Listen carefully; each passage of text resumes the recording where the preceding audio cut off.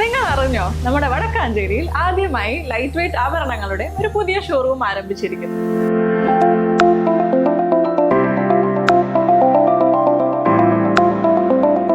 ജനത jewellery ഗ്രൂപ്പിന്റെ പുതിയ സംരംഭം ആനീസ് ഗോൾഡൻ ഡയമണ്ട്സ്. അപ്പൊ ലൊക്കേഷൻ വരുന്നത് city tower building opposite Vadakkanchery bus stand.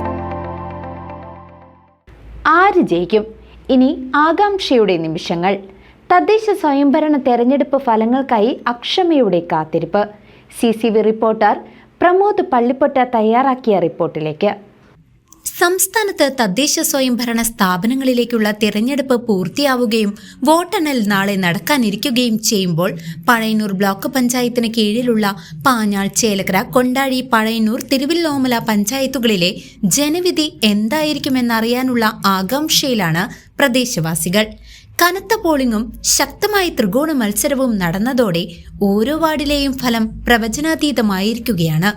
Polling അവസാനിച്ചതോടെ polling ഏജന്റുമാർ നൽകിയ വിവരങ്ങൾ വെച്ച് കണക്ക് കൂട്ടലുകളുടെയും അവകാശവാദങ്ങളുടെയും തിരക്കിലാണ് മുന്നണികളും സ്ഥാനാർത്ഥികളും. തങ്ങൾക്ക് ലഭിച്ച വോട്ടുകൾ കൂട്ടിയും എതിർപക്ഷത്തിന് കിട്ടിയേക്കാവുന്ന വോട്ടുകൾ കുറച്ചും വിജയസാധ്യതകൾ ഉറപ്പിക്കാനുള്ള ശ്രമത്തിലാണ് ഓരോരുത്തരും.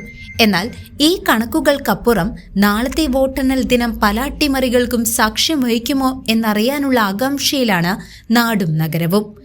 ആരായിരിക്കും ഇനി തങ്ങളുടെ വാർഡിനെ പ്രതിനിധീകരിക്കുന്ന പുതിയ മെമ്പർമാർ? ഏതു മുന്നണിയായിരിക്കും പുതിയ പഞ്ചായത്ത് പ്രസിഡന്റുമാരെ നിശ്ചയിക്കുക?